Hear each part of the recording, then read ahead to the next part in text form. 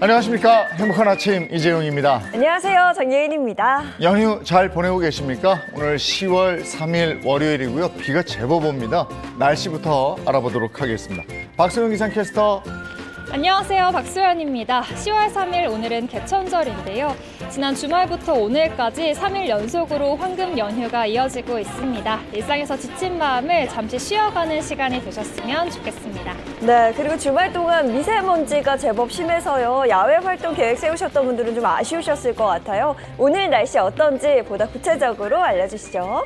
네, 어제부터 내린 가을비로 미세먼지와 늦더위는 해소되겠습니다. 현재 중부와 전북, 경북에는 비가 내리고 있는데요. 내일이면 전국으로 확대되겠습니다. 이번 비는 내일 오전 중에 대부분 그치겠고요. 비가 그친 뒤에는 부쩍 쌀쌀해질 전망입니다. 내일까지 중부지방 많은 곳에 최고 100mm 이상이 내릴 텐데요. 시간당 20에서 30mm의 강한 비가 집중적으로 내리는 곳도 있겠습니다. 강원 영동과 전북, 경북에는 10에서 60mm가 예상되고 그 밖에 남부에는 최고 30mm가 내리겠습니다. 비가 내리는 지역은 돌풍과 벼락이 동반될 수 있겠고요. 그 밖에 전국에서도 바람이 강하게 불겠습니다. 순간풍속 초속 15m로 시설물 안전사고에 유의하셔야겠습니다.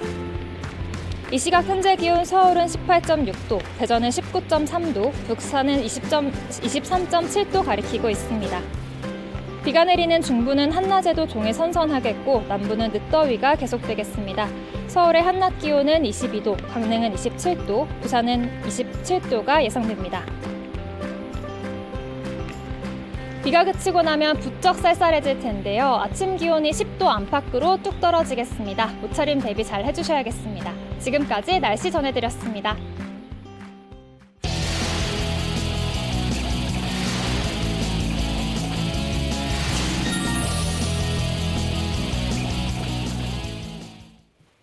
네, 화제 이슈를 발빠르게 전해드리는 모닝 브리핑 순서입니다. 오늘 허주연 변호사와 함께합니다. 어서 오세요. 안녕하세요. 네, 첫 번째 이슈부터 전해주시죠. 네, 첫 번째 이슈, 아동 성폭행 김근식 등교 시간대 외출 금지입니다.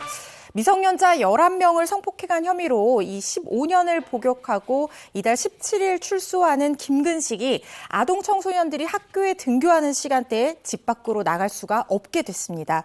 어제 법조계에 따르면 서울 남부지법은 김근식의 전자장치 부착 명령 준수사항 가운데 이 외출 금지 시간을 오전 9시까지로 늘려달라는 검찰의 청구를 지난달 26일 받아들였습니다. 이에 따라 김근식의 외출 제한 시간은 기존 오후 10시부터 오전 6시에서 오후 10시부터 오전 9시까지로 늘어났습니다.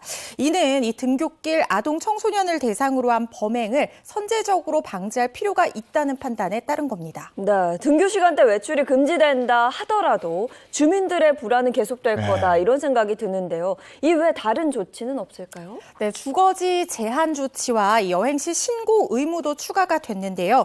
김 씨는 안정적인 주거지가 없을 경우에는 담당 보호관찰관이 지정하는 장소에서만 거주를 해야 됩니다.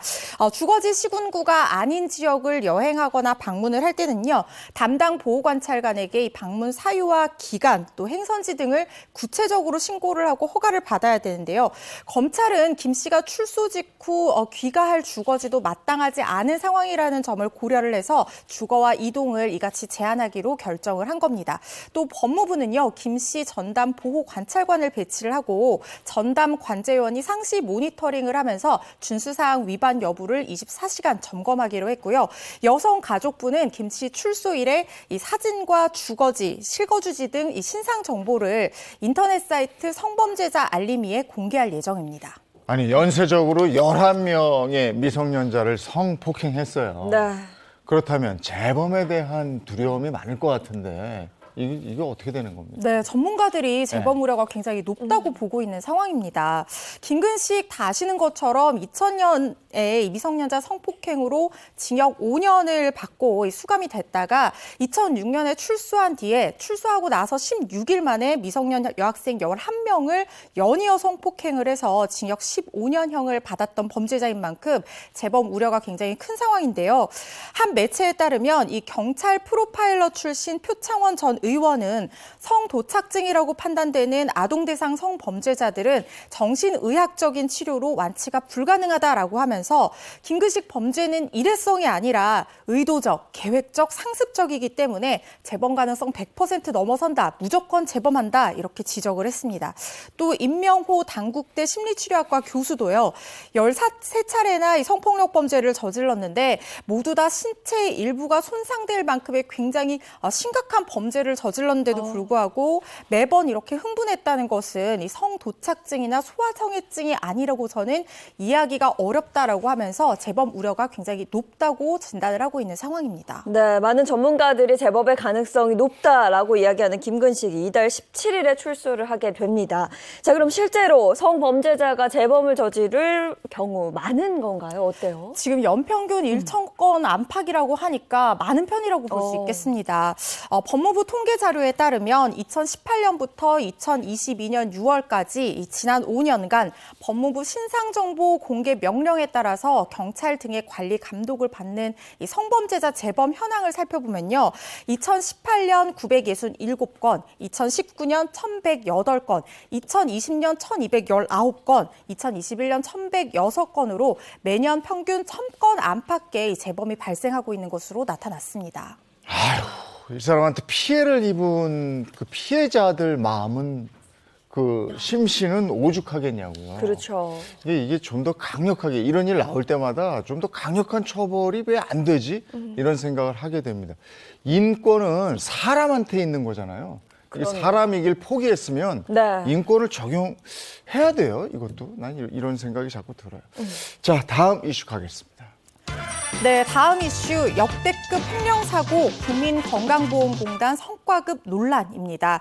최근 국민건강보험공단이 역대급 횡령 사건으로 이 질타를 받고 있는 가운데 공공기관 경영평가 결과에 따라서 조만간 지급될 성과급을 두고 논란이 일고 있습니다.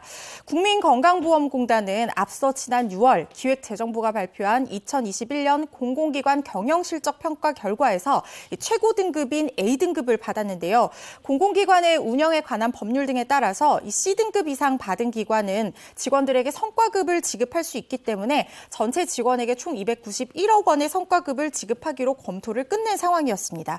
지급 대상 직원 수는 17,000명이고요.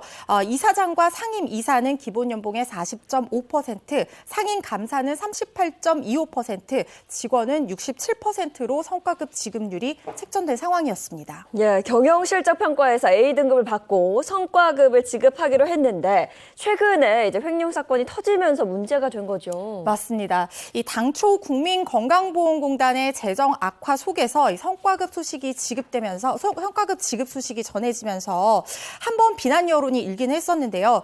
당기 수지 2조 원이 넘는 흑자를 기록한 만큼 이 절차상 지급에 문제가 없다는 것이 건보의 입장이었습니다.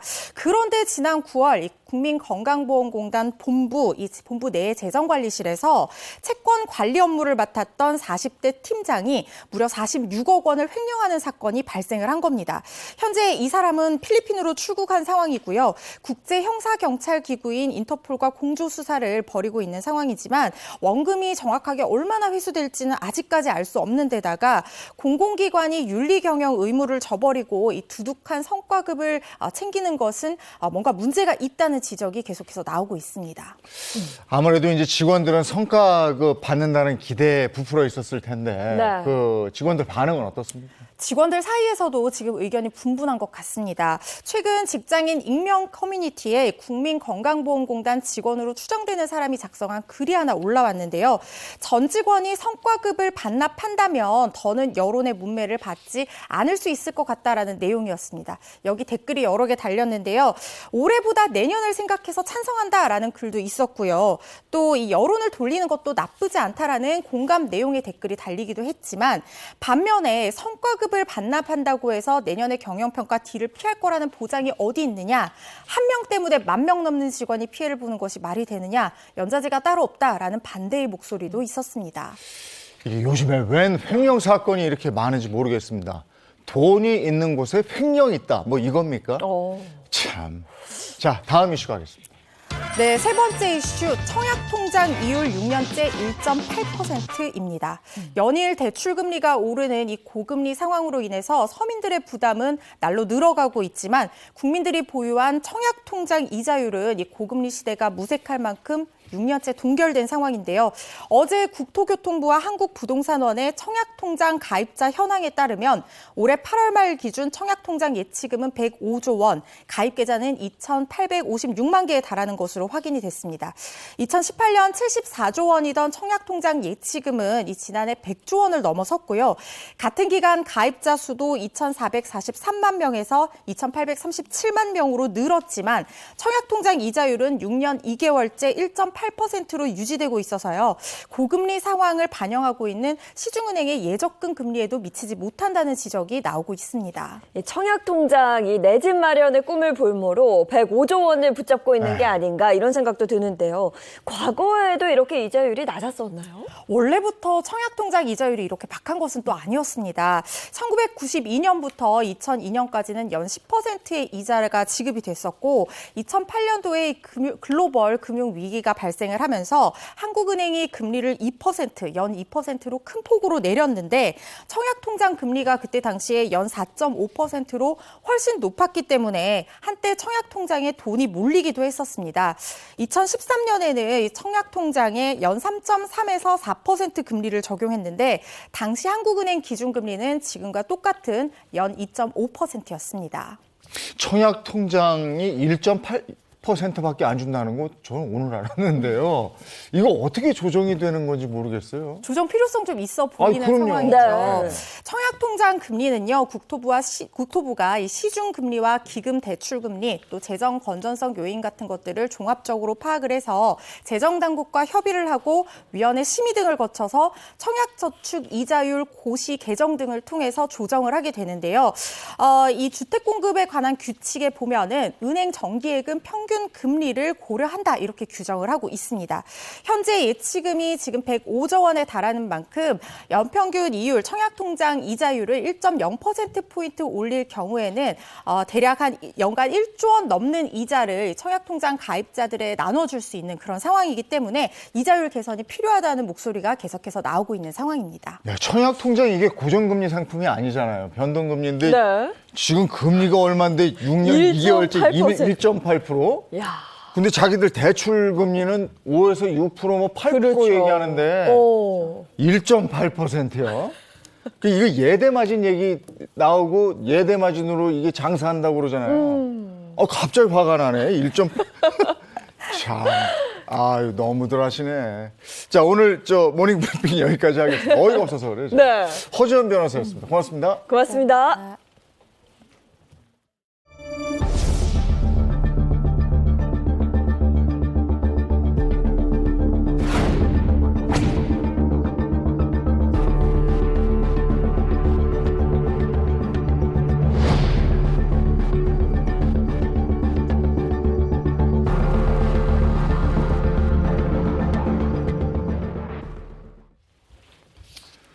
자, 최신 경제 소식을 알기 쉽게 전해드리는 더 핫한 경제 시간입니다. 함께해 주실 박수림 씨, 안건우 기자, 어서 오세요. 안녕하세요. 예, 3고 위기에 대해서는 뭐 너무나 많이 쓰리고. 들으셨기 때문에 네. 예, 지금 뭐 더 이상 언급 안 해도 될 텐데, 근데 이거보다 더 무서운 최악의 상황이 올 수 있다. 아, 요즘 뉴스에서 뭐 아래 공포, 아래 공포. 글쎄 말이에요. 이 알이 뭔가 얘기 많이 들으셨을 겁니다. 이게 알이 경기 침체를 뜻하는 리세션인데요. 리세션. 성장이 둔화하고 생산과 소비가 위축돼서 경기 전체가 위축이 되는 그런 상황을 말합니다. 주요 국제기구들이 전 세계 물가 전망치를 높이고 성장률은 줄줄이 낮추고 있는데요. 경고의 메시지가 당연히 나올 수밖에 없겠죠. 한국 경제도 위기입니다. 든든한 버팀목이었던 수출, 이게 제가 매달 좀 확인을 하거든요. 보도 자료를 통해서. 네. 그런데 미국과 중국, 유럽 시장이 모두 위축이 된 상황이고요. 네, 코로나19 사태가 진정 국면에 접어들면서 어느 정도 소비 심리는 좀 회복이 된 게 아닌가 이렇게 생각을 하고 있었는데 기업들이 느끼고 있는 전반적인 경기는 악화되고 있는 거네요. 네. 그러니까 소비 위축이 생산 위축을 가져오고 생산이 위축되면 기업의 활동성이 줄어들고 그렇죠. 그러다 네. 보면 기업으로 투자되는 돈이 줄어들고 이래서 악순환이 계속돼서 지난 위기 때처럼 더 심한 위기가 올 수 있다 이런 위험을 경고하는 거잖아요. 그렇습니다. 당연히 그런 상황들이 이어지다 보면은 기업들도 생산 활동이 위축될 수밖에 네. 맞아요. 없잖아요. 그래서 국내 기업들 요걸 타개하기 위해서 여러 가지 승부수를 던지고 있습니다. 그래서 준비한 오늘의 주제, 세계를 덮친 아래 공포, 경기 침체를 혁신으로 이기는 국내 기업들입니다. 네, 자 가장 먼저 네. 소개해 주실 기업은 어디예요? 네, 처음으로 소개해드릴 기업이죠. 국내 카드사 중 유일한 코스피 상장 기업입니다. S사인데요. 젊은 직장인을 겨냥한 아이 브랜드 카드가 인기를 모으고 있습니다. 이게 이제 카드라는 게 사실 위축된 소비 심리를 이끌어내는 그런 효과도 있거든요. 네. 지난 5월에 이 카드가 출시됐는데 그걸 고려하면 좀 빠른 속도로 소비자 반응이 나타나고 있습니다. 인기 원인을 분석해 보니까 MZ세대 직장인들이 주로 이용하는 서비스를 중심으로 맞춤형 할인 혜택을 제공한 덕분이었는데요. 먼저 생활비에서 이거 저도 아침에 썼는데 교통비 그리고 매달 나가죠. 통신요금 요것과 관련한 할인 혜택 제공하고요. 그뿐만 아니라 뭐 커피 전문점 또 요즘 직장인들 여기서 도시락 많이 이용합니다. 편의점 또 스트리밍 서비스 같은 데서 폭넓은 혜택을 제공하고 있습니다. 카드도 네. 이쁘게 생겼네요. 그렇죠. 그러니까 쓰고 싶지 자꾸만.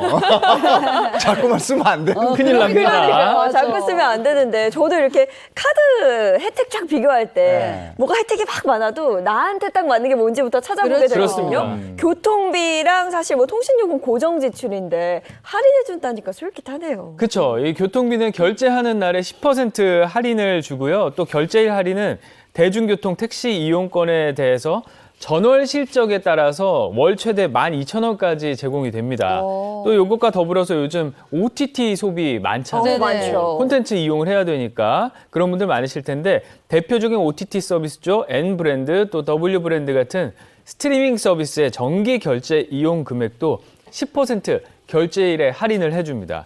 그 밖에 외국의 온라인 쇼핑몰에서 물건을 직접 사는 해외 직구를 할 때나 뭐 항공권, 철도 이용권에 대해서도 1.5% 결제일 할인 혜택을 월 최대 50만 원까지 제공합니다. 괜찮네. 아니 그리고 또 관련된 기업이 인수 합병되면서 시너지를 내는 데도 있다면서요? 아, 그럼요. 자, 유통부터 패션, 식음료까지 다양한 분야의 사업 규모를 확장하고 있는 기업이죠. 바로 S기업입니다. 이 S기업이 지난해 온라인 쇼핑몰 지사를 인수해서 이목을 끌었는데요. 채 1년도 되지 않은 시점에서 시너지 효과가 빠르게 나타나고 있다는 그런 반가운 소식이에요.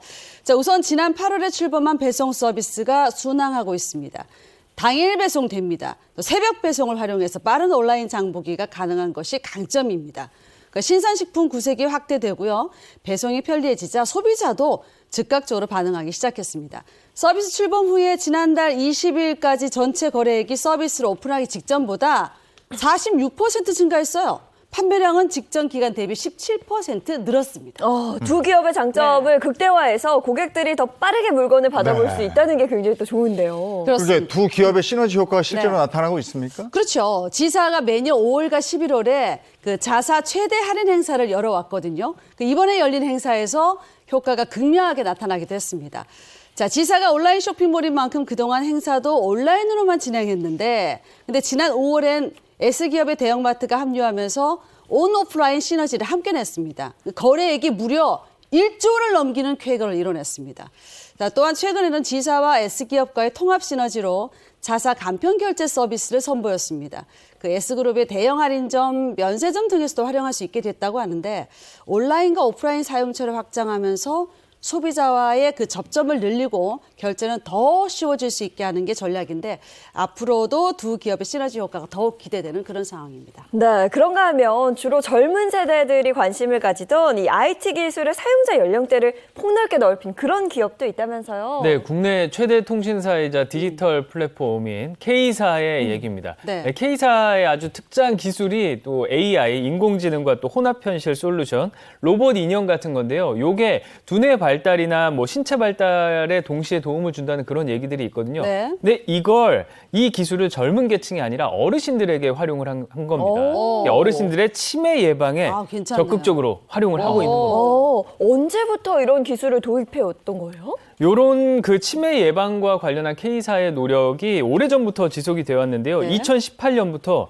중앙치매센터와 협력을 해서 전국 47곳 치매 안심센터와 또 전국 100여 개 복지관이나 뭐 관계 대상 같은 데를 대상으로 해서 스마트 뇌 활력 프로그램을 진행을 해왔습니다.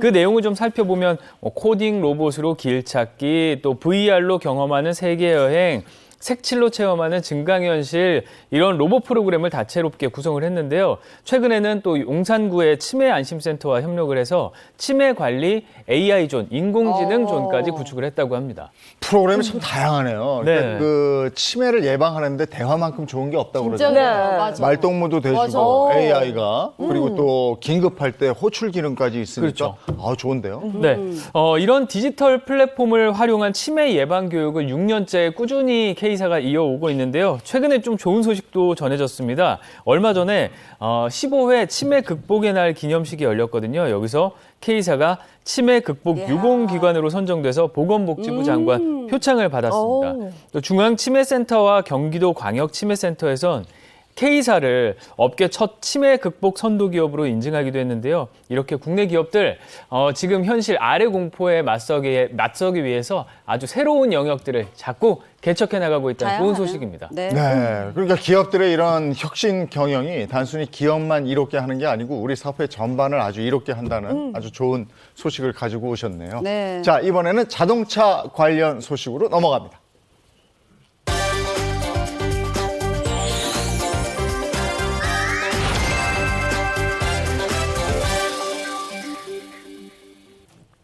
네, 자동차 관련 얘기는 이인철, 허주연 변호사도 함께하겠습니다. 어서 오세요. 네, 반갑습니다. 네, 첫 번째로 준비한 소식은 뭡니까? 네, 최근 온라인을 핫하게 달군 영상들 준비해봤습니다. 차차차 핫클릭.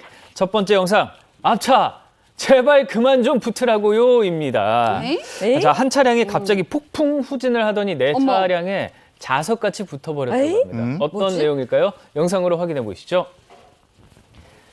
자, 황색 전멸등이 켜진 도로에요. 서행을 네. 하고 있죠, 운전자. 그런데 앞차가 서 있어요. 네. 뭐 일단 멈췄습니다. 근데 뒷차가 이렇게 갑자기 후진하니까, 갑자기요? 뭐야. 한번 들이봤더니, 자, 자석이라도 붙은 걸까요? 일단은 뒤로 차를 조금 빼는데요.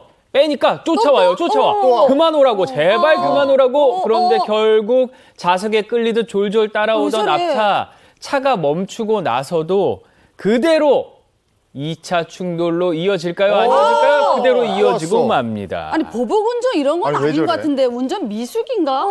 아니 왜 이해가 저래? 안 왜 저렇게? 아니 뭐 왜 저런 거예요? 도대체 왜 저러는 걸까요? 네. 경찰 조사해 보니까 어. 앞차 차주 음주운전이었다. 아유. 음주 상태. 사고가 났을 때가 오후 4시였는데요. 네. 낮술하고 이런 사고를 일으킨 겁니다. 피해를 본 뒤 차 운전자가 병원에서 일주일간 입원을 해서 후유증이 생긴 상태였고요. 네. 또 사고가 난 차를 자동차 정비소에 맡기느라 당연히 일상생활 불편했겠죠. 대낮에 술을 먹고 운전대를 잡으니까 이런 사고가 진짜 나지 않을 수가 없는 상황이었던 것 정말. 같아요. 뒷차 운전자가 굉장히 억울했을 것 같은데 피해 보상은 제대로 받은 거죠? 그러니까 음주운전 하시는 분도 이제 경각심을 가져야 될 것 같아요. 저 같은 네. 경우에도 뭐 운전 네. 뭐 20년 넘게 하는데도 네. 사실 이렇게 굉장히 이제 긴장을 많이 하거든요. 근데 이제 술을 먹고 운전하면 이렇게 판단력이 흐려질 수가 있잖아요. 그래서 교통사고가 난 경우에 당연히 책임을 지고요. 네. 이게 이제 상습적이거나 아니면 인명사고가 났을 경우에 구속이 될 수도 있습니다. 그다음에 피해자 같은 경우는 손해배상을 청구할 수가 있고요. 뭐 치료비라든지 그다음에 일시리, 위자료 같은 거를 청구할 수가 있습니다. 야, 이게 정말 그 낮술에 취하면 마더 파더도 못 알아본다고 그러고. 마도 파도 젠털맨. 아니 어떻게 이렇게 두 번이나 이렇게 후진을 생각하는데 모를 정도로. 야, 음주운전의 위험성은 저희가 늘 말씀을 드리고 있습니다만은 지금 또 실감하셨을 것 같습니다. 맞아요. 네. 자, 다음 영상 보겠습니다. 네, 다음 영상입니다. 교통사고 안 본 눈 삽니다입니다. 아, 뭔 말이야, 이게 또. 네, 뭔가 보기 싫은 걸 봤을 때 안 본 눈 산다는 얘기 많이 하죠. 그런데 네. 교통사고를 눈으로 목격한 것만으로도 치료비를 요구한 그런 차주가 있어서 화제입니다. 네. 어떤 영상일까요? 함께 확인해 보시죠. 자, 오전 1시 반, 새벽 1시 반쯤입니다. 경기도 남양주시 한 교차로인데요. 빨간불이죠. 근데 저 멀리서 차가 와요. 근데 좀 이상해요. 방향이 이상해. 나한테 오나, 나한테 오나, 안 돼 하면서 옆 차를 그대로 정면 충돌해 버립니다. 네. 황색불에 무리하게 달려오다가 사고가 난 건데요. 사고를 낸 차량 운전자 혹시나 했는데 역시나 음주 상태. 아이고. 차가 너무 빨리 달려오니까 블랙박스 운전자는 오 이랬을 거 아니에요. 그쵸. 그럼 다행히 그 차는 들이받지 않고 옆에 있는 차를 들이받았는데. 네. 근데 그게 무슨 일이 또 있었죠? 문제가 그 다음이었습니다. 아, 그래요? 바로 옆에서 사고를 목격한 거잖아요, 이 사람이. 네. 목격한 다음에 운전자 A씨가 저 차가 나를 들이받았으면 나 죽었을 거다 이런 생각이 트라우마가 생긴 겁니다. 따라서 음주운전자에게 대인보험 청구를 통한 치료비를 요구를 했는데요. 상대는 나랑 안 부딪히지 않았어요? 라면서 거부를 했다고. 그럴 수도 있겠는데. 네. 그러니까 내 차하고 직접적인 접촉은 없었지만 맞아요. 그러니까 내가 그걸 목격한 자체만으로 내가 상당히 그 심적인 부담감을 가졌으니까 네. 치료비를 내라. 그렇죠. 네. 야, 이거는 그래도 그 목격을 한 그 자체의 충격이 그렇게 컸을까 싶기도 한데 그러면 실제로 병원에 가서 어떤 치료를 받은 거예요? 운전자 A씨는 아직 정신과 치료는 받지 못했다고 답했는데요. 네. 사고 목격 후 한 8일 후에 한의원을 찾아서 신경안정 치료를 한 번 받았다고 합니다. 한편 운전자가 대인보험 청구를 거절하니까 A씨가 경찰서로 좀 찾아갔어요. 경찰은 A씨가 사고의 목격자로서 내가 봤는데 정말 터무니없는 사고였다. 이런 진술은 할 수 있더라도 치료비 같은 거는 좀 민사소송으로 해결해야 한다. 이런 답변을 받았다고 합니다. 그러면서 A씨는 민사로 가게 되면 이게 비접촉 사고인데 네. 치료비와 위자료를 받을 수 있겠느냐라면서 조언을 구했습니다. 어허. 아, 우리가 평소에도 이렇게 사고 목격 많이 하잖아요. 네. 그걸 가지고 다 치료비 달라고 그러면 이거 어떻게 해? 너무 황당하죠. 누리꾼들의 반응도 좀 황당했을 것 같아요. 네, 댓글이 많이 달렸는데요. A씨의 주장을 이해하지 못한다는 반응이 대다수였습니다. 댓글 중에는 블랙박스 운전자 때문에 나도 정신적 트라우마를 겪었는데 운전자에게 보상받고 싶다라는 의견도 있었고요. 아유. 트라우마로 힘든데 왜 한의원으로 가셨는지 좀 그건 의문입니다라는 의견도 있었습니다. 또 사고를 목격한 것만으로 치료비라니 이런 것도 소송이 가능하냐 이런 의문도 있었습니다. 네, 그 의문을 한번 풀어봐야죠. 실제로 궁금하네. 소송이 가능해요? 어떻게 돼요? 뭐 소송을 제기하는 것이야 본인의 자유겠지만 결국에는 입증이 이제 문제가 되는 거죠. 생명 위협할 정도로 이렇게 극심한 이 스트레스를 경험하고 발생하는 어떤 심리적인 어떤 장애 반응 이런 것들 PTSD라고 하잖아요. 외상후 스트레스 장애라고 하는데 실제로 진짜 너무 끔찍한 사고를 목격한 사람들 중에는 이런 PTSD에 시달리는 분들 굉장히 많다고 합니다. 그렇구나. 그런데 이번 사고 같은 경우에는 치료비를 받기 굉장히 어려울 것 같다는 생각이 들어요. 네. 만약에 이 소송으로 가게 된다고 하면 결국에는 원인과 이 손해 사이 인과관계를 충분히 입증을 해야 되는데 A씨가 사고 직후부터 막 자기가 너무 힘들다 이것 때문에 이렇게 해서 치료도 꾸준히 받고 뭐 이랬다고 하면 맞아요. 그나마 입증 가능성을 좀 점쳐볼 수 있겠지만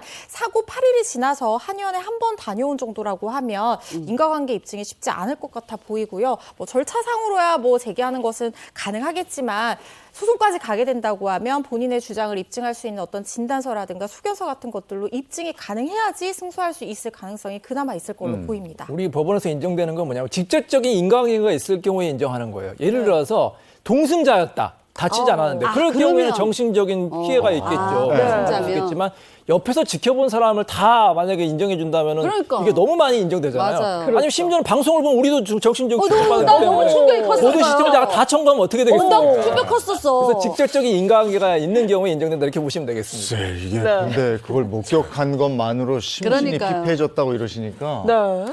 뭐라고 뭐 얘기하기가 네. 예, 다음 영상 가겠습니다. 네, 다음 영상입니다. 교차로에 이 차는 아니 돼요. 절대 금지입니다. 네. 수많은 차가 지나다니는 교차로에 절대로 나타나선 안 되는 차가 나타났다고 하는데요. 어떤 차였을까요? 함께 영상으로 확인해 보시죠. 자, 경남 창원의 한 교차로입니다. 뭔가 내려오고 있어요. 자세히 볼까요? 유모차예요, 유모차. 교차로에 유모차가 나타난 겁니다. 저기 아이고, 아기가 어떡해. 타고 있었는데요. 한 남자가 저기 딱 유모차가 지나가니까 남자가 나와서 저 바로 유모차를 잡아줍니다. 바로 신호 대기 중이던 차에서 튀어나온 큰일 날 운전자였는데요. 뻔했네. 굴러가는 유모차를 재빨리 붙잡았고요. 다행히 아이는 무사히 아이고, 구조될 수 다행이다. 있었습니다. 와, 저 운전자의 그 대처 덕분에 아이를 살렸어. 네. 너무 위험천만한데. 저 운전자의 용감한 행동 덕분에 와. 소중한 생명을 구한 건데요. 아이를 구한 후에 운전자는 나도 아이의 아빠인데 아. 이 상황이 정말 남의 일 같지가 않았다. 내가 우리 아이가 그렇게 됐으면 정말 끔찍했을 거란 생각에 아이를 구했다는 심경을 밝혔습니다. 맞아요. 아무런 주저함 없이 이렇게 차 문을 열고 나간 운전자 박수 보내야 될 것 같아요. 그럼요. 박수 영웅이에요. 보내야죠. 아이고 잘하셨네. 우리가 모두 너무 당황하면 앞서 수림 씨처럼 네. 어머 하다가 맞아요, 맞아요. 타이밍 네. 놓치거든요. 그럼, 맞아요. 그럼. 근데 그 1초의 네. 판단력이 정말 대단했던 것 같아요. 아니 근데 정말 천만다행히로 아무 일 없었는데 만약에 뭔 일이 있었으면 그렇지, 그래서 어떡해. 사고가 났으면 네. 저걸 어떻게 되는 거예요?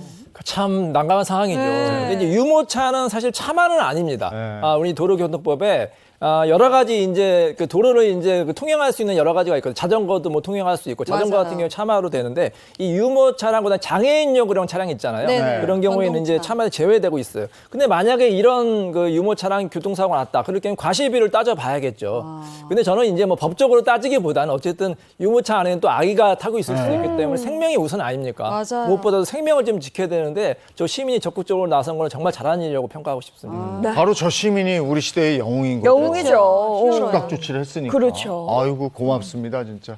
자 다음 영상은요? 네, 끝으로 소개해드릴 영상도 좀 훈훈한 영상입니다. 영상은 어르신 여기 계시면 안 돼요입니다. 있어서는 안 될 뜻밖의 장소에 노인이 나타났다고 하는데요. 이 노인을 본 운전자 어떤 선택을 했을까요? 영상으로 확인해 보시죠. 자, 충남 홍성군의 한 3차선 도로입니다. 한 노인이 저기 보니까 도로를 위험하게 걸어오고 있어요. 반대. 도로에는 진짜 차들 빠른 속도로 달리고 있었는데 저렇게 위험하다 진짜. 위험하게 걷고 있는 거예요. 여기에 차를 멈춰 세웁니다, 운전자. 여기로 오시면 안 돼요, 타세요라고 방금 말을 했거든요. 비상등을 켜고 정차를 해서 내린 뒤에 노인에게 다가갔습니다. 그리고 노인은 버스 기사님이 엉뚱한 곳에 내려줬다. 여기가 어디냐면서 횡설수설을 했다고 하는데요. 운전자가 노인의 목적지가 여기 의료원이라는 것을 알아채고 아하. 목적지까지 무사히 데려다 드렸다고 아이고 합니다. 저분도 고마운 분이네. 아니 차 타고 가다가 저런 장면 봐도 저 위험한데 하고 그냥 지나가지 내려서 맞아. 그분을 그럼. 모셔다 드리는 거 잘 네. 없거든요. 저 운전자의 정체가 저 너무 궁금해요. 운전자의 정체 네. 바로 바로 충남 경찰청 시설팀 소속의 A 주무관이었습니다. 아하. 이날 아침 출근길에 2차선으로 주행을 하고 있었는데 네. A 주무관이 중앙 화단 쪽에서 한 노인이 위험하게 걸어오는 걸 본 거예요. 그래서 자신의 차에 태워서 목적지까지 데려다 준 건데요. 선행을 베푸는 바람에 이날 출근 시각이 한 5분 정도 좀 늦어졌다고 합니다. 아유. 아우 A주무관 뭐 이날 지각했더라도 이거 그게 진짜 무엇이 중요한디. 박수 받아야 될 지각이에요 그러게요. 사실. 네. 잘한 거죠. 근데 이번 선행이 또 다른 누군가의 선행을 보고 영향을 받은 거라면서요? 혹시 기억하실지 모르겠어요. 우리 차차차 지난번에 네. 한번 면접 보러 가는데 맞아요. 네, 노인 태워다 주는 기억나요? 네, 그래서 네. 면접 늦은 네. 사람 어, 그 영상을 보셨대요. 보고. 네, 그 영상 봤다고 이런 거 합니다. 좋은 거예요. 네. 그래서 우리 차차차가 선한 영향력을 행사를 했는데 요 A 이 주무관 장면이죠. 맞습니다. 저 최종 합격하셨나? 그걸 확인을 해봐야 될 것 같아요. 해야죠. 우리 제보해달라고 했는데 그렇죠? 네. 네, A 주무관이 이 영상 보면서 면접에서 늦었다는 영상을 봤다. 그분처럼 나도 출근에 늦었지만 뿌듯한 하루가 됐다고 전했는데요. 연달아 이어진 선행에 누리꾼들 아주 뜨거운 반응을 보냈습니다. 훈훈하다고는 반응이었습니다. 네. 누군가의 선행이 또 다른 선행을 낳은 거네요. 맞아요. 저희들도 너무 훈훈해집니다. 훈훈합니다. 오늘 안건우 기자가 아주 좋은 소식을 그러니까 네, 안 기자가 네. 영웅이요. 아유, 네, 다음에 또 선한 영향력을 네. 발휘하는 영상 준비하겠습니다. 네. 예, 세상이 각박하다고 해도 이런 분들이 있으니까 또 살맛 나는 세상이 아닌가 싶은 거고요. 자, 이번에는 우리 주변에 있는 사건, 사고를 법의 관점으로 한번 풀어보도록 하겠습니다. 그 법이 알고 싶답니다. 네, 오늘의 주제 뭔지 궁금한데요. 네, 그 법이 알고 싶다. 오늘 첫 번째 주제입니다. 월세집 하나에 무려 12명의 사람이 산다. 진짜 한지복 세 가족의 기막힌 동거입니다. 궁금하죠? 자, 궁금해요. 이해를 돕기 위해 사연을 꽁트로 준비해봤습니다. 아파트 주민 역할은 제가 하고요. 앞집 여자들 역할을 이재용님하고 아, 네, 예인 여자예요, 씨가. 오늘? 여자. 어. 자, 이 사연 온라인 게시물을 바탕으로 재구성했습니다. 사연 속으로 고고! 우리 아파트엔 무시무시한 미스터리가 있습니다. 아무도 제 말을 믿지 않았지만 저는 분명히 봤습니다. 뭘 봤냐고요? 저희 앞집에는요, 귀신이 살고 있었습니다. 어머, 수리마 엄마. 안녕하세요. 느끼하다, 진짜. 누구시죠? 아, 또 까먹으셨구나. 네? 얼마 전에 앞집에 새로 이사 온 재영 엄마예요. 앞으로 잘 부탁드려요. 저기 말씀 잘못하신 거 아니에요? 아빠 아니에요? 재용이 아빠. 엄마? 엄마요. 아, 예. 엄마. 저도 잘 부탁드려요. 정말 앞집에 특이한 사람이 왔네. 나는 분리수거나 해야지. 어머, 오늘 분리수거 날이었구나. 아, 나 깜빡했네.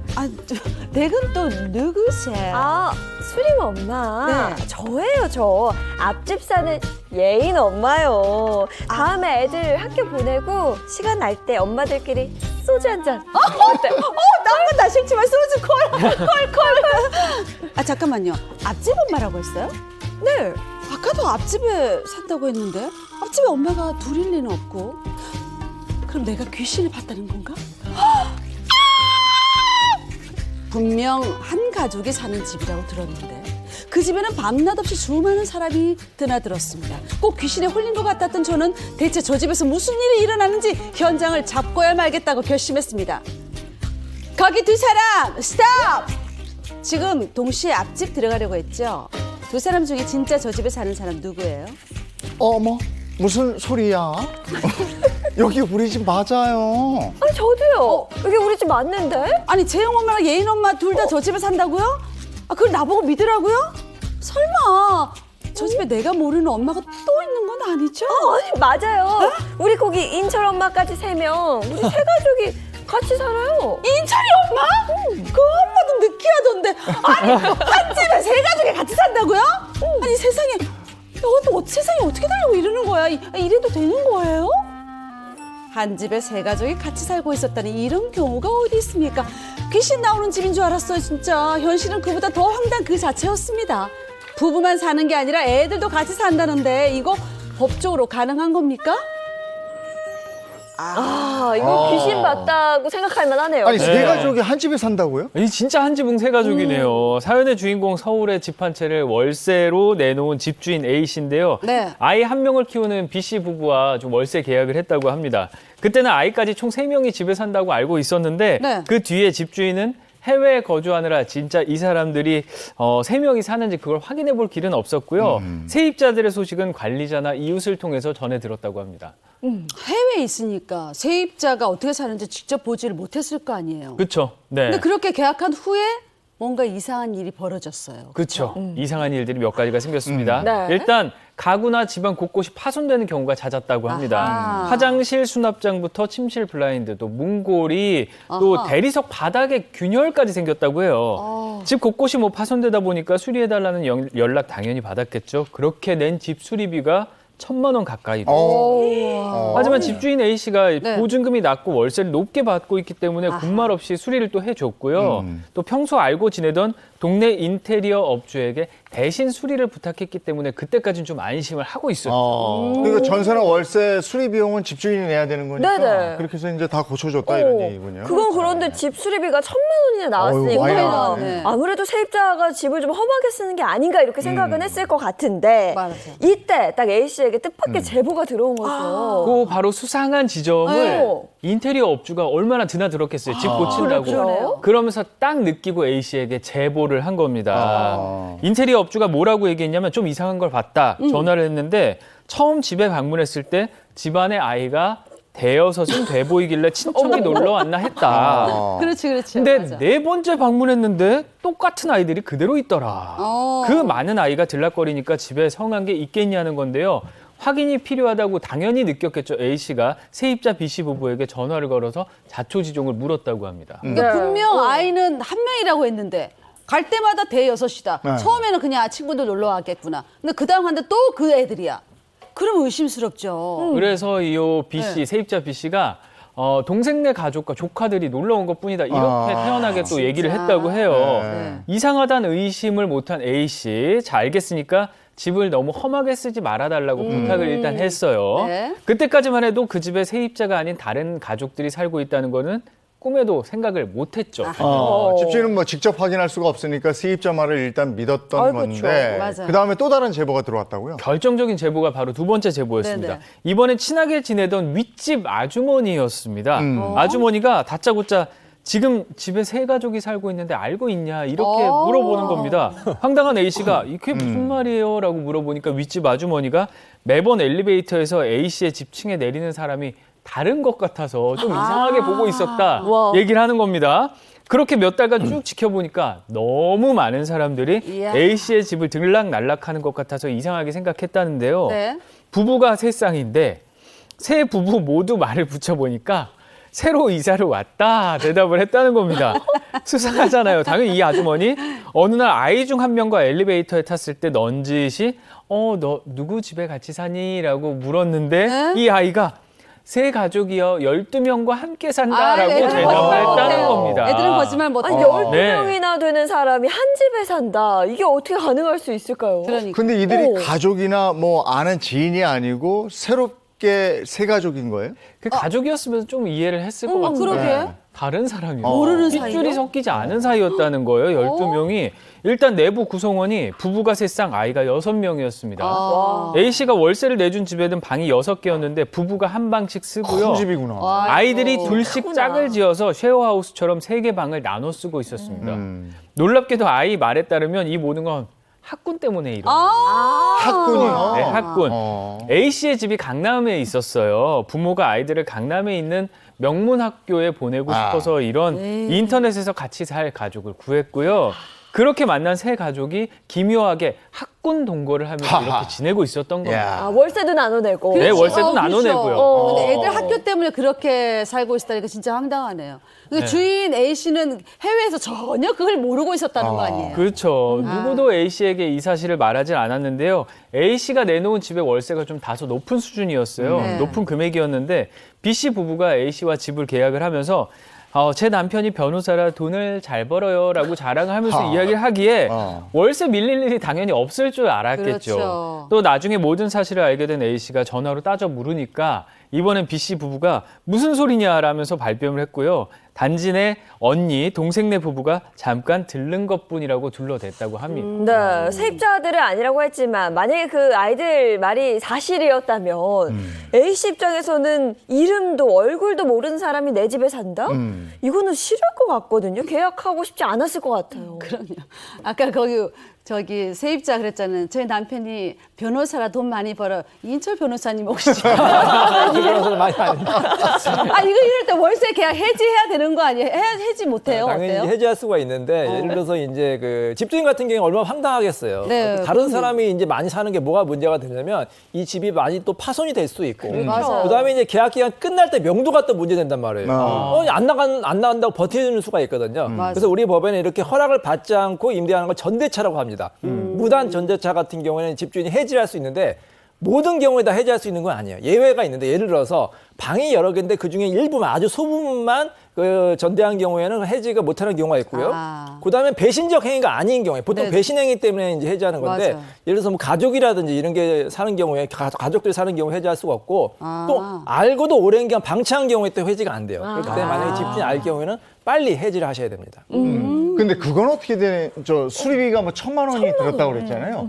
그건 어때요? 다시 돌려받을 수가 있는 건가? 이런 상황에서? 일단 우리 민법과 판례에 비추어 보면 주택 사용 수익에 필요한 상태를 유지하는 것은 원칙적으로는 임대인의 책임이에요. 네, 통상 이제 소규모 살다가 이렇게 고장나는 그런 경우에는 임차인이 부담을 하게 되고 대규모의 수선 같은 경우에는 임대인이 부담을 하게 되고요.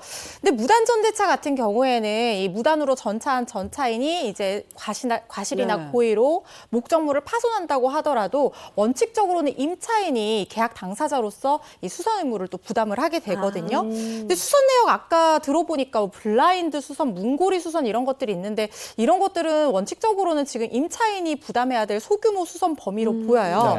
그래서 임대인이 임대차 계약을 해지를 하면서 만약에 원상복구에 필요한 어떤 추가 비용이 있다고 하면 그 비용에 더해서 이런 소규모 수선, 원래 임차인의 부담이었던 이 수선 범위 부분을 내역을 수리비를 공제를 하고 보증금을 돌려주는 게 가능할 걸로 보이고요. 만약에 수선 어떤 범위에 이견이나 다툼이 있다고 하면 결국에는 뭐 임대차 분쟁 조정이나 뭐 소송으로 가게 될 것으로 보이는데 만약에 소송으로 가게 된다고 하면 이 수선비 같은 원상복구 비용에 더해서 무단 전대차, 불법 전대차 했잖아요. 거기에 따른 위자료까지도 우리 판례상 청구할 수 있을 것으로 보입니다. 이 세 가족의 황당한 이 동거가 강남 학군부 내려고 일어난 거잖아요. 네. 이거 엄밀히 따지면 위장 전입 이런 거 아닙니까? 그렇죠. 근데 우리가 많이 듣잖아요. 언제? 청문회 때.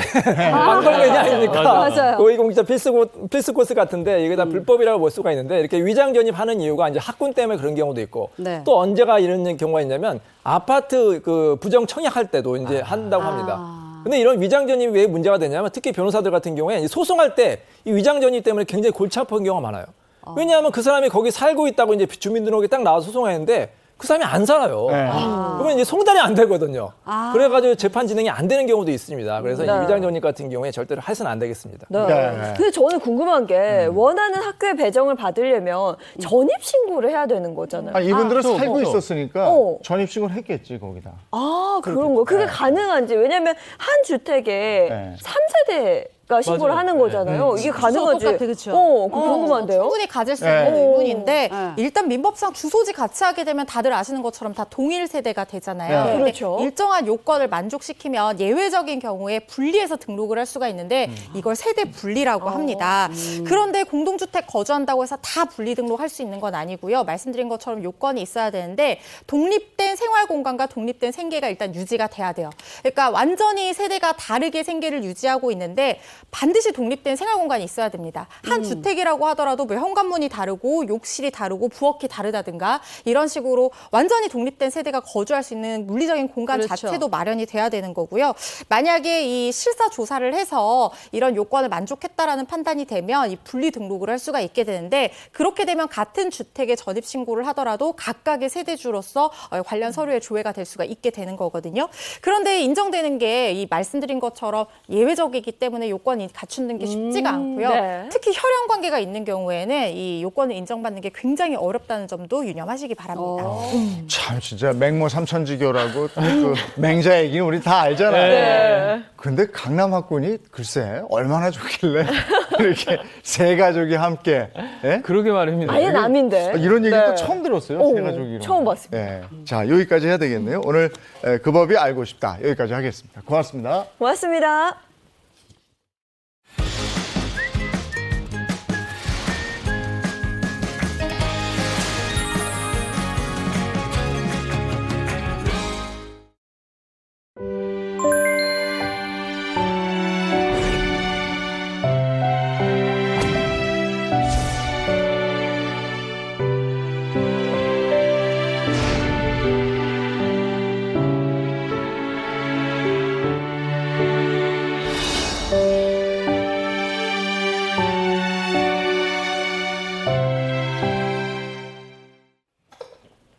네, 살면서 겪게 되는 모든 고민을 속 시원하게 해결해 드리겠습니다. 용한 상담소 이호선 전문가와 함께합니다. 어서 오세요. 안녕하세요. 네, 반갑습니다. 자, 오늘은 결혼을 앞둔 한 여성분의 사연인데요. 결혼식에 아버지를 모셔야 할지가 가장 큰 걱정이라고 합니다. 과거에 아버지가 가족들에게 큰 상처를 입혔기 때문인데요. 어떤 일이 있었던 건지 저희가 실제 사연을 바탕으로 재구성했습니다. 함께 보시죠. 안녕하세요. 저는 내년에 결혼을 앞둔 30대 여자입니다. 어릴 때 저희 집은 화목한 가정이었어요. 적어도 아빠가 바람나기 전까지는요. 제가 중학생 때 아빠가 바람이 났는데요. 엄마가 울면서 힘들어하는 게 지금도 생각이 나요. 그 뒤로 저는 아빠가 없다 생각하고 살았고요. 최근엔 엄마한테 자식들 다 컸으니까 아빠랑 이혼하라고 말했어요. 그런데 엄마가 하는 말이 못해도 결혼식까지는 참아야 한대요. 저희 예비 시부모님 되시는 분들이 좀 보수적인 편이거든요. 혹시라도 사돈이 이혼한 걸 알면 딸한테 흠이 될까봐 바람난 아빠라도 필요하다는 거예요. 아빠랑 상견례 때도 같이 갈 거고 결혼하면 혼주석에 앉힐 거고 신부 입장할 때 저랑 아빠랑 손잡고 걷게 할 거래요. 그 말 듣고 절대 안 된다고 했어요. 솔직히 저는 아빠라고 부르고 싶지도 않거든요. 바람나서 처자식도 등진 아빠를 제가 왜 혼주석에 앉혀요? 근데 엄마 말로는 저를 위해서라도 아빠를 결혼식에 초대하는 게 맞대요. 엄마랑 아빠는 헤어지면 남남이지만 부모 자식은 천년이라 못 끊는다. 지금은 아빠한테 화가 나더라도 아빠가 아프거나 돌아가시면 그때는 네가 후회할지도 모른다는 거예요. 그런데 저는 하나도 이해가 안 되고요. 아빠가 제 결혼식에서 자식 잘 키운 아빠인 척 뻔뻔하게 있을 걸 생각하니까 치가 떨려요. 평생 가정은 뒷전이고 바람만 피우던 아빠인데 결혼식에 불러야 할까요? 저는 어떻게 하면 좋을까요? 그러네 진짜. 아이고, 에휴. 아버지에 대한 원망이 너무 크네요. 네. 이게 저 회복이 될까 싶은데. 그러니까 오죽하면 딸이 아빠라고 부르고 싶지도 않다 이렇게 표현을 했을까 싶은데 소장님 이 사연 어떻게 들으셨어요?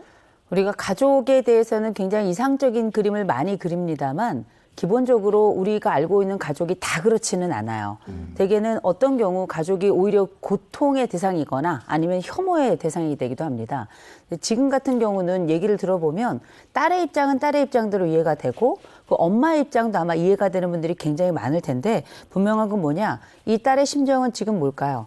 다른 어떤 순간보다 축복받아야 될 이 시점에 나는 왜 이 일로 고민을 하고 있어야 되나 너무 화가 날 것 같고요. 그럼에도 불구하고 이런 문제로 고민하고 있는 집들이 생각보다 굉장히 많습니다. 그러게요. 이 문제 한번 살펴보시면서 우리는 어떤 결정을 하게 될까 같이 한번 고민해 보죠. 네. 근데 예비 시댁이 이걸 지금 모르고 있는 상황이니까 어머니 입장에서는 굳이 우리가 이런 가족사를 알려서 괜히 저쪽에서 질문하게 하고 그렇죠. 이런 과정 자체가 지금 싫으신 싫은 것 거죠. 같아요. 근데 따님은 지금 뭐 아버지 아예 꼴도 보기 싫다는 거고 이걸 참 생각보다 이런 사례가 좀 많은 게 제가 아는 분도 고등학교 때 엄마가 외도를 하고 집을 나갔어요.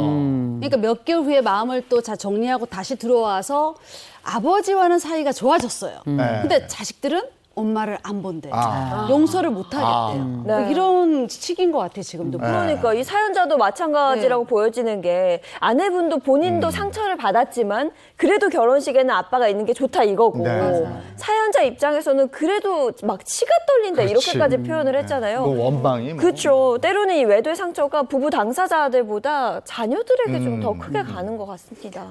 굉장히 큰 상처고 아픔일 수밖에 없어요. 흔히 가족의 고통은 흉터를 반드시 남기게 되는데 특별히 우리가 외도라고 하는 사건은 단순히 부부 간의 틀어진 감정만 얘기하는 것이 아니라 가족 전체의 회파, 곧 완전히 가족이 박살나는 위기에 처할 수도 있고요. 또 한 가지는 가장 보호자의 역할을 해야 될 사람이 나에게는 배신자가 되는 그 순간이거든요. 맞아요. 이 고통이라는 게 흔히 우리가 알고 있는 배우자 간의 이혼의 지수보다 네. 이 배우자 간 이혼 아래에 있었던 자녀들의 고통이 스트레스 지수에 있어서는 훨씬 더 큽니다. 그만큼 어렵고 생애의 상처가 되기도 하고 때로는 남성 혹은 여성에 대한 혐오로 나타나기도 하고 내 결혼이 막상 닥쳤을 때 지금 이 사례처럼 내 아버지를 혼주석에 혹은 내 어머니를 혼주석에 앉혀야 되냐 말 것인가 생애 고통으로 이어지고 나중에는 내가 그때 그 아버지를 혹은 어머니를 그 결혼식에 불렀는지 안 불렀는지를 두고 또 다시 후회의 연장선상으로 가기도 하기 때문에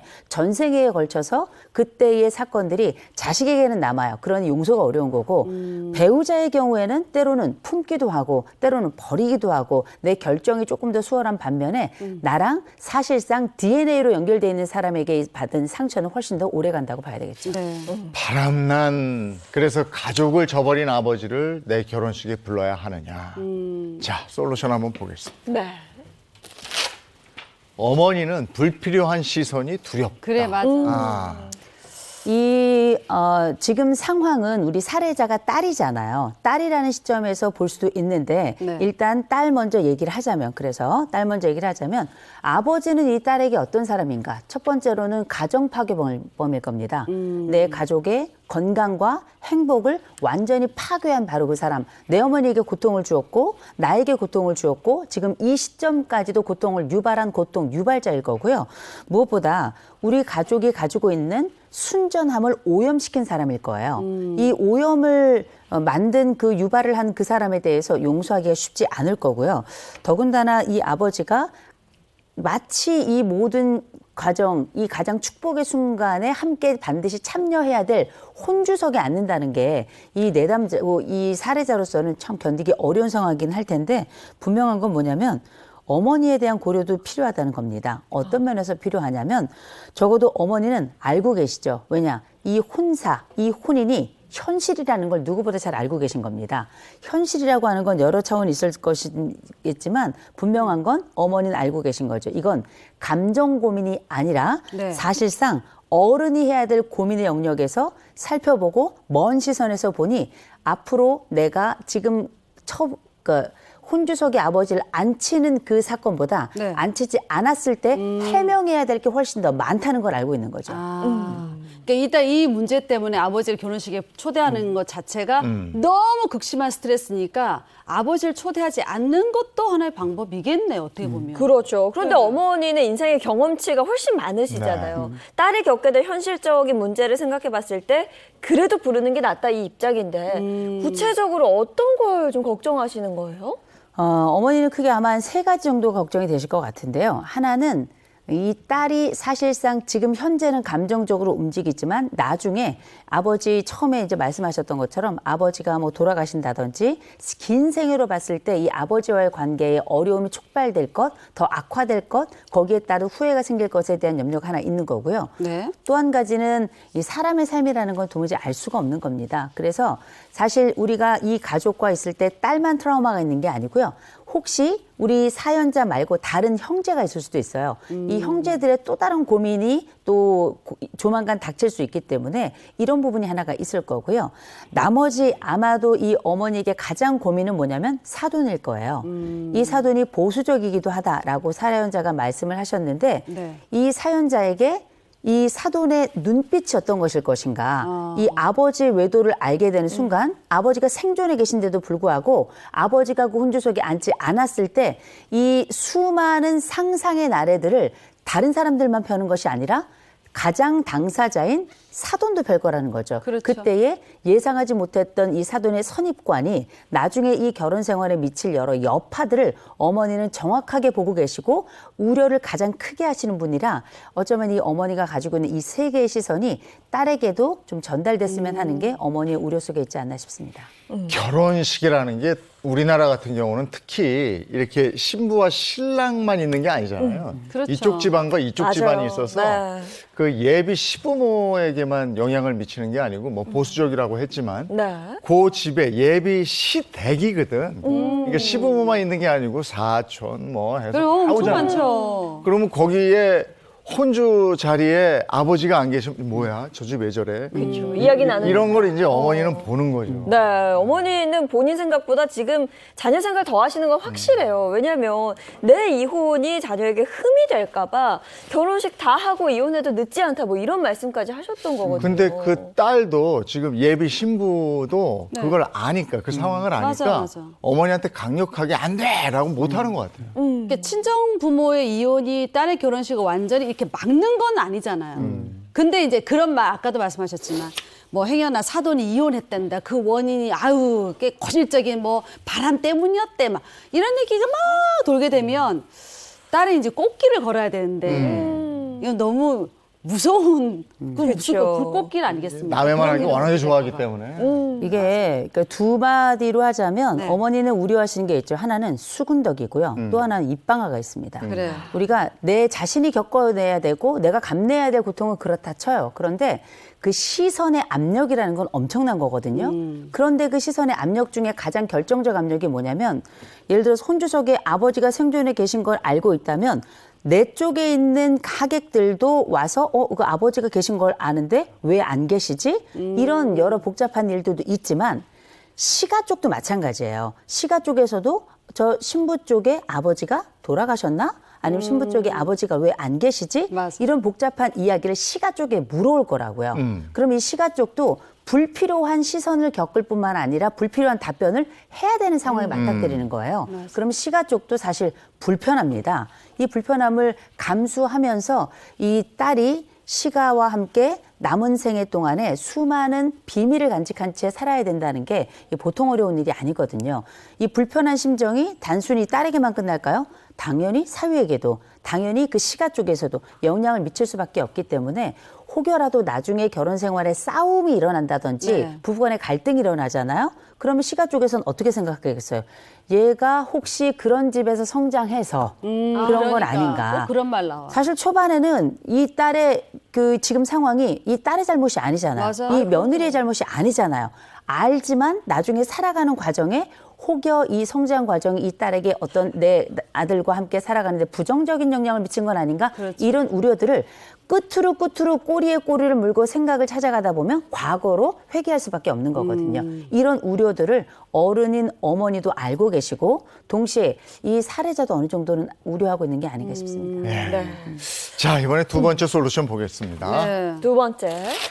아버지는 가시방석일 수 있다. 그럴 수 있죠.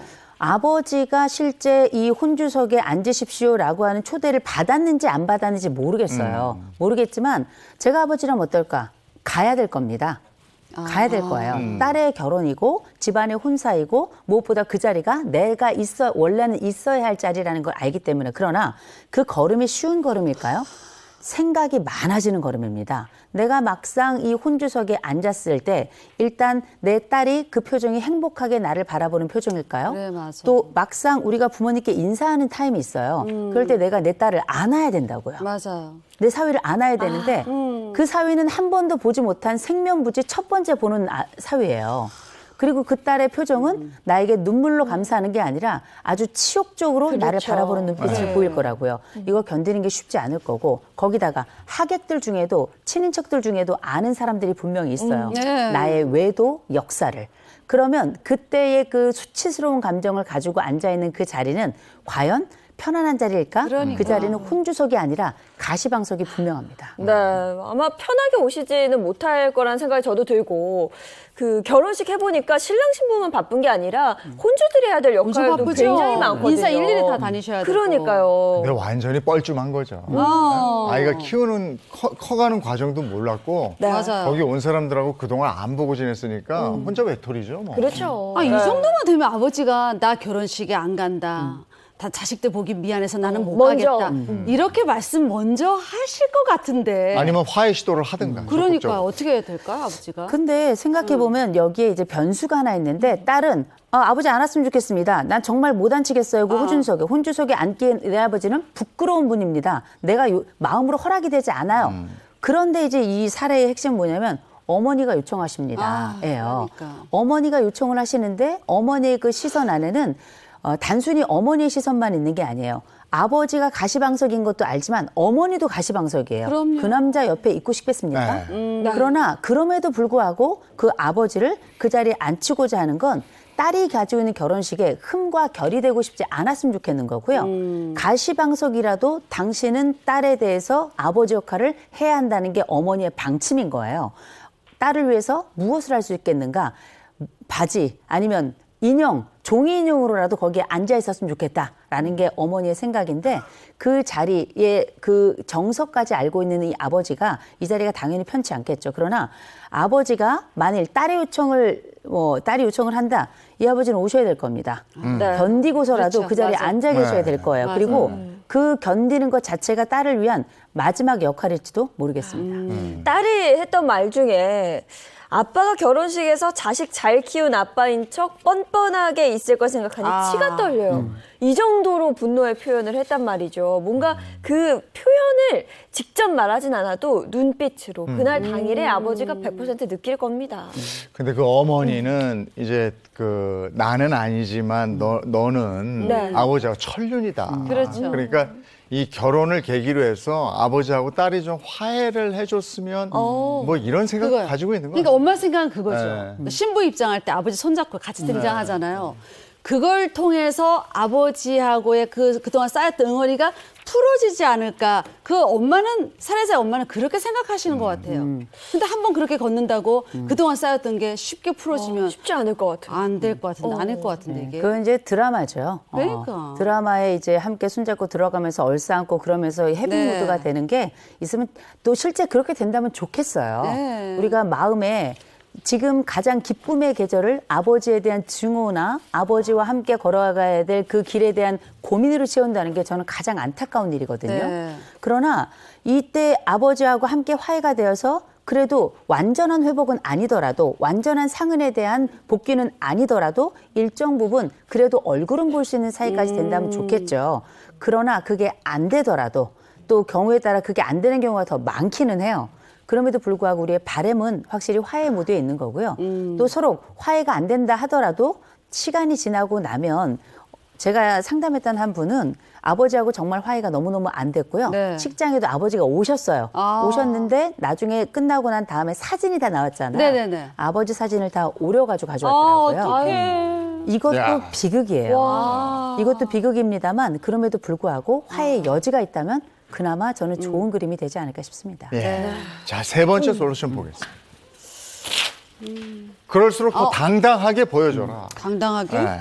저는 결혼할 때 저희 아버지가 제 손을 잡고 들어간 게 아니라 저희 남편이랑 둘이 걸어 들어갔습니다. 네. 충분히 결혼의 방식은 여러 가지가 있을 수 있지만 때로는 결혼은 우리 아까 이재용 아나운서 말씀하셨던 것처럼 둘이 하는 결혼이 아니라 가족이 하는 결혼이고요. 사회 공동체가 함께 용인하는 장이거든요.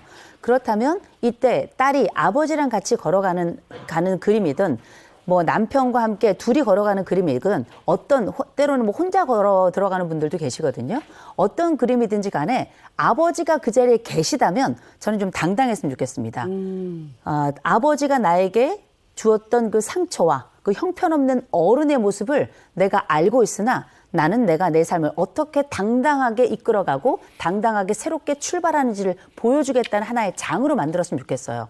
우리가 복수하면 뭐합니까? 왜 나에게 상처를 준 사람에게 복수를 하면서 내 인생을 살아가는 것처럼 비참한 거 없거든요.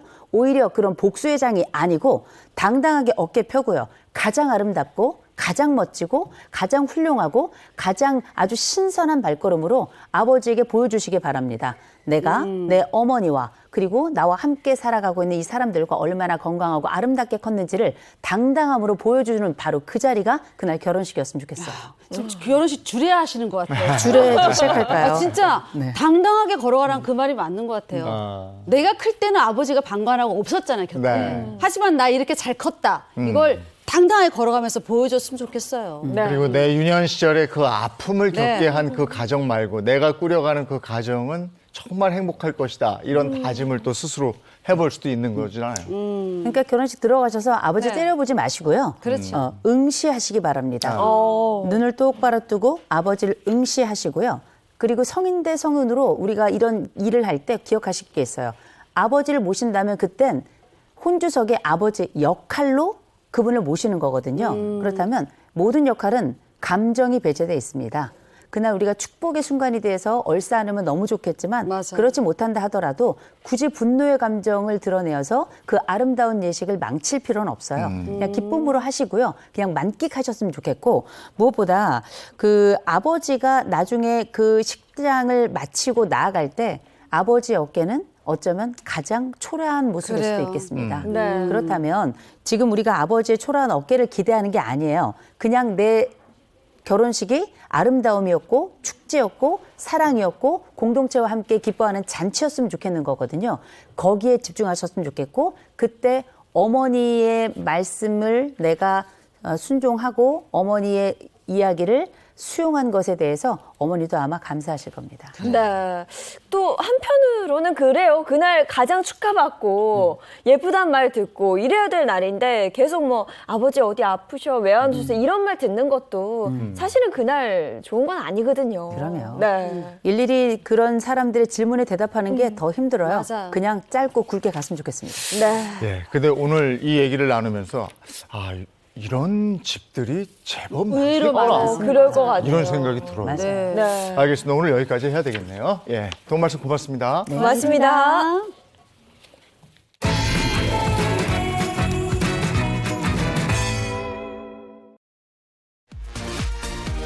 9월 30일부터 10월 23일까지 24일간 인삼의 모든 것을 한자리에서 볼 수 있는 영주 세계 풍기 인삼 엑스포가 펼쳐집니다. 그간 개최해온 풍기 인삼 축제는 24년을 이어온 지역의 향토 축제인 반면 이번 엑스포는 국제적인 규모와 체제를 갖춰 개최되는 산업형 박람회입니다. 더욱이 경상북도 영주시 풍기읍의 인삼은 높은 일교차와 많은 일조량으로 탁월한 품질을 자랑하는 고려 인삼으로 유명한데요.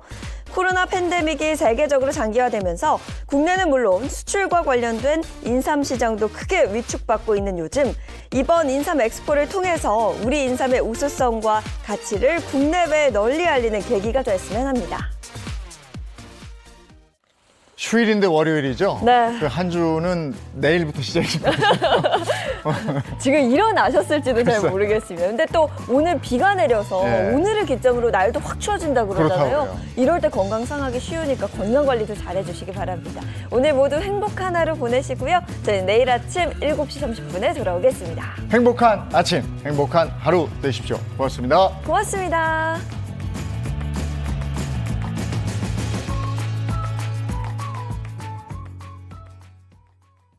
채널 A